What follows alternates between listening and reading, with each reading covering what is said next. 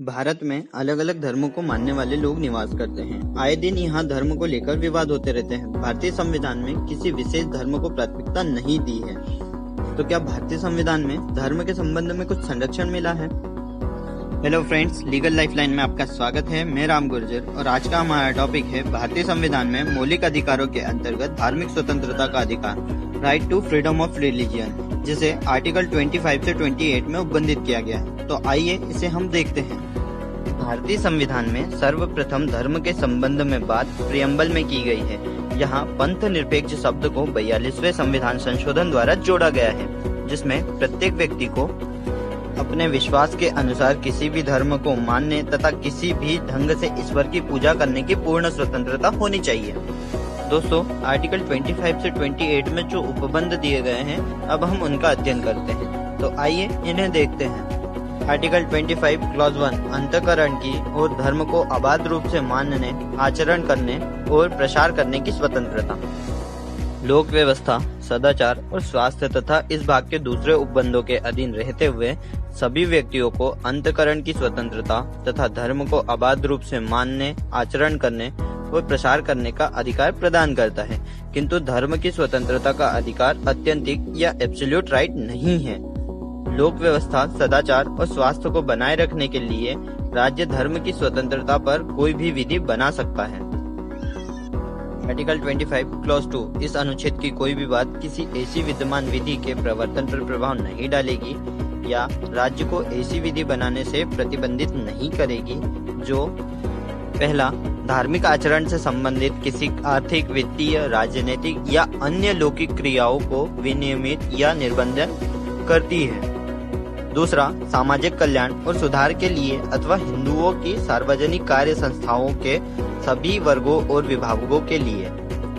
इसमें कुछ एक्सप्लेनेशन दिए गए हैं जिनको हम देखते हैं, जैसे कि कृपाण धारण करना या उसको लेकर चलना सिख धर्म के मानने वालों का एक अंग समझा जाएगा। दूसरा, हिंदुओं के प्रति निर्देश का यह अर्थ लगाया जाएगा कि उसके अंतर्गत सिख, जैन या बौद्ध धर्म को मानने वाले व्यक्तियों के प्रति निर्देश है। आर्टिकल 26 धार्मिक कार्यों के प्रबंध की स्वतंत्रता। इसमें भी बताया गया है कि लोक व्यवस्था, सदाचार और स्वास्थ्य को ध्यान में रखकर प्रत्येक धार्मिक संप्रदाय या उसके किसी अनुभाग को धार्मिक प्रयोजनों के लिए संस्थाओं की स्थापना करना, अपने विषय के कार्यों का प्रबंध करने का अधिकार, मूवेबल और इमूवेबल प्रॉपर्टी अर्जित करने और स्वामित्व करने का अधिकार और ऐसी संपत्ति को विधि के अनुसार प्रशासन करने का अधिकार होगा। आर्टिकल 27 इसमें टैक्स और फीस के संबंध में बात की गई है। किसी विशिष्ट धर्म की अभिवृद्धि करने के लिए करों के संदाय के बारे में स्वतंत्रता। किसी भी व्यक्ति को जो किसी विशेष धर्म का पालन करने वाला है, उसे उस धर्म का पालन करने के लिए कोई विशेष टैक्स या कर नहीं देना होगा। किंतु उसे उस धर्म में कोई विशेष सुविधा प्रदान की जा रही है तो उसे उसके लिए फीस या शुल्क देना होगा। Article 28 it's a very important article, जिसमें बताया गया है कि शिक्षण संस्थाओं में धार्मिक शिक्षा या धार्मिक उपासना में उपस्थित होने के बारे में जो स्वतंत्रता है उसके संबंध में उपबंध है, जिसमें बताया गया है कि राज्य निधि से पूर्ण रूप से पोषित किसी भी शिक्षण संस्थाओं में धार्मिक शिक्षा नहीं दी जाएगी। किंतु यदि किसी शिक्षण संस्था की स्थापना ही किसी विन्यास या न्यास के अधीन हुई है और उसके अनुसार उस संस्था में धार्मिक शिक्षा देना आवश्यक है तो उस पर यह बात लागू नहीं होती है। राज्य से मान्यता प्राप्त या राज्य निधि से सहायता प्राप्त शिक्षण संस्था में उपस्थित होने वाले व्यक्ति को संस्था में दी जाने वाली धार्मिक शिक्षा के लिए या उस संस्था में किसी कार्यक्रम में धार्मिक उपासना के लिए तब तक बाध्य नहीं किया जाएगा जब तक उस व्यक्ति स्वयं ने या यदि वह 18 वर्ष से कम है तो उसके संरक्षक ने अपनी सहमति न दी हो। ये तो हो गए धार्मिक स्वतंत्रता के उपबंध, जो कि आर्टिकल 25 से 28 में दिखाए गए हैं या उपबंधित किए गए हैं। बट अब हम इसमें कुछ जो इम्पोर्टेंट केस लॉज हैं उनका अध्ययन करते हैं। हमारा पहला केस है SR Bommai versus Union of India. इस केस में यह भी निर्धारित किया गया कि पंथ निरपेक्षता संविधान का आधारभूत ढांचा या बेसिक स्ट्रक्चर है। राज्य सभी धर्मों और धार्मिक समुदायों के साथ समान व्यवहार करता है। धर्म व्यक्तिगत विश्वास की बात है, उसे लौकिक क्रियाओं में नहीं लिया जा सकता। संतोष कुमार वर्सेस सचिव मानव संसाधन विकास मंत्रालय।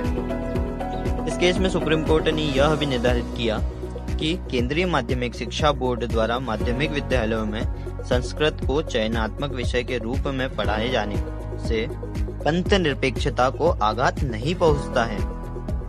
हमारा अगला केस है बीजो इमैनुअल केस या Bijoe versus Emmanuel case. It's a very important case. इस केस में केरल के एक स्कूल ने ईसाइयों के जेहवा संप्रदाय के 3 विद्यार्थियों को राष्ट्रगान गाने से इनकार करने पर स्कूल से निकाल दिया गया।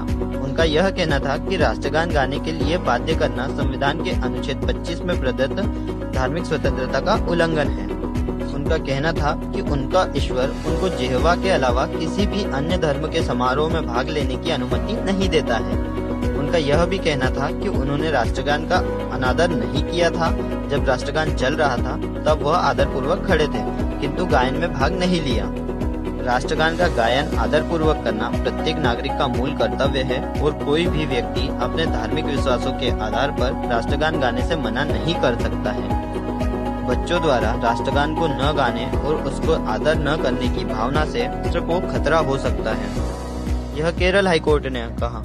किंतु सुप्रीम कोर्ट ने यह भी निर्धारित कर दिया कि किसी व्यक्ति को जिसकी धार्मिक विश्वास उसकी अनुमति नहीं देता है राष्ट्रगान गाने के लिए बाध्य नहीं किया जा सकता।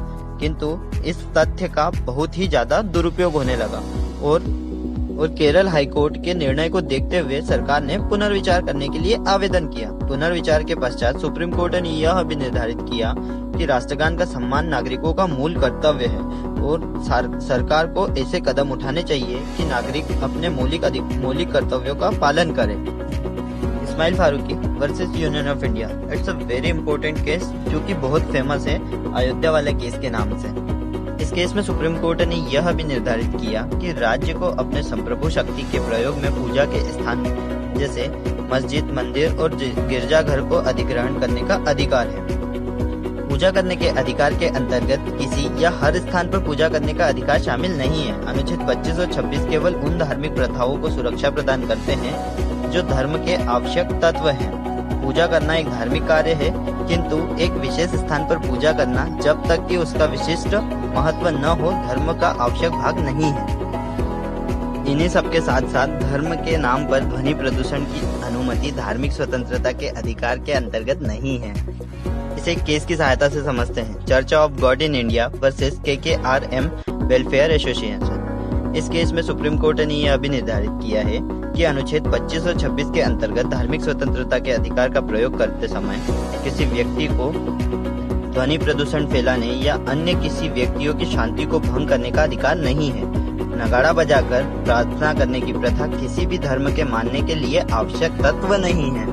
तो दोस्तों, आज के इस वीडियो में हमने धार्मिक स्वतंत्रता के अधिकार का अध्ययन किया। आई होप आपको मेरा वीडियो अच्छा लगा होगा।